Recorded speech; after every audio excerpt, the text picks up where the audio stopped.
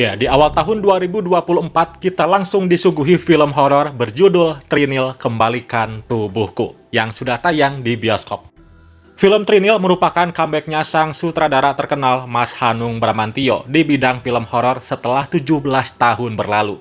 Diketahui film horor terakhirnya yaitu Legenda Sundel Bolong yang rilis di tahun 2007. Kini sutradara yang dikenal lewat film bergenre drama itu kembali meramaikan film horor Indonesia. Film produksi dapur film ini dibintangi oleh Carmela van der Kraak, Rangga Natra, Fatah Amin, Wulan Guritno, Salum Rajade, dan beberapa bintang lainnya. Let's talk about it. Di video kali ini gua akan review film Trinil Kembalikan Tubuhku. Tapi sebelum lanjut ke reviewnya, alangkah baiknya kalian simak dulu sinopsis film yang satu ini.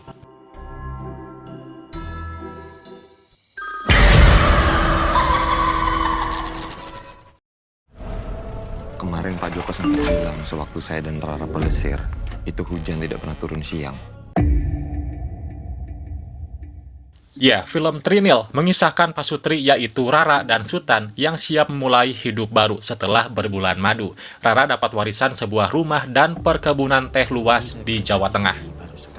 Kebun itu milik mendiang ayah Rara, seorang lelaki Belanda yang sangat mencintai Indonesia. Sementara itu, Sutan, suami Rara, kembali bekerja sebagai perawat di rumah sakit.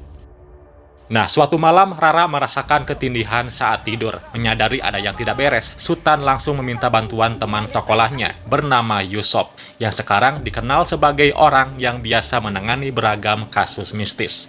Kita juga perlu bercakap, Rara. Tidak perlu bercakap-cakap, cukup usir dia. Diamkan satu hari. Jika besok tetap bersih, semuanya aman. Awalnya Rara menolak ide Sutan yang mengaitkan kejadian ini dengan hal mistis, namun teror semakin mencekam. Puncaknya hantu kepala tanpa badan muncul dengan sebuah permintaan yang mengatakan Trinil balekno gembungku atau kembalikan tubuhku. Sebab yang kedua, mereka mahu kepala mereka dikembalikan.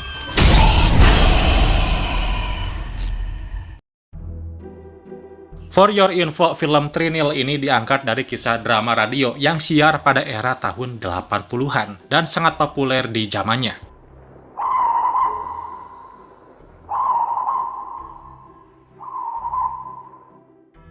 Film ini juga bisa dikatakan definisi kisah cinta segitiga antara ibu, anak, dan seorang laki-laki, di mana seorang ibu yang tega merebut pacar dari sang anak. Hal ini pantas disematin pada Rahayu, hantu kepala di film ini.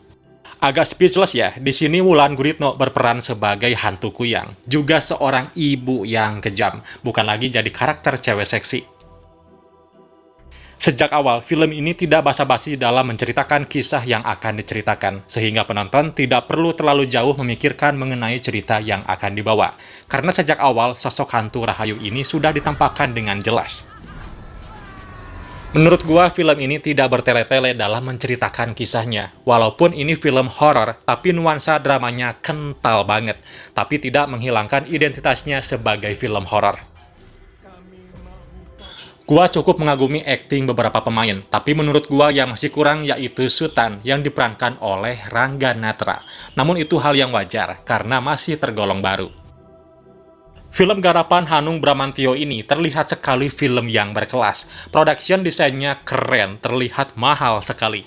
Tata artistik, sinematografi, color grading, make up, semua hal-hal teknisnya diperhatikan dengan sangat detail. Jadi walaupun film horor, tapi tetap memanjakan penonton. Sebab yang pertama, kerana mereka mahu kekal abadi. Nah, yang bikin gua menarik di sini adalah konflik keluarga antara ibu dan anak yang intens banget. Wah, Wulan Guritno beneran sukses, yang digambarkan sebagai seorang wanita keji yang sangat serakah hingga rela menghabisi suaminya sendiri. Sangat terlihat jelas dan berbeda dengan karakter-karakter yang pernah ia mainkan di film-film lainnya.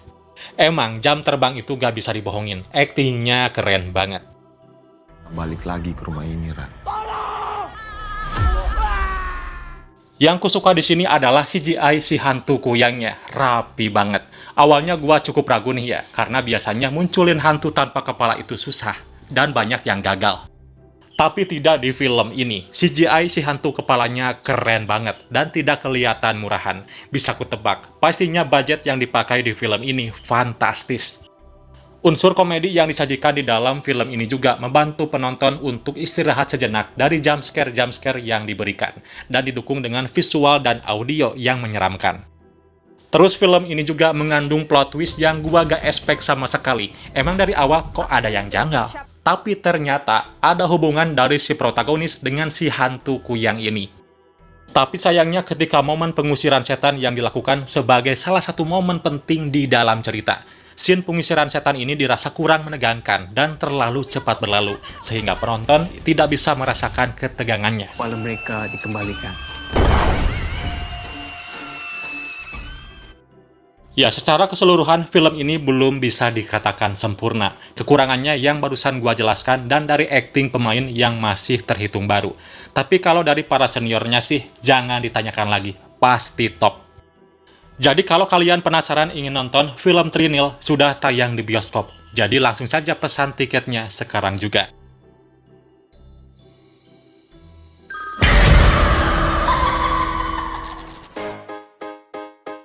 Ya, itulah review film Trinil Kembalikan Tubuhku. Ada yang sudah nonton, ingin tahu tanggapan dari kalian? Silahkan komen di bawah.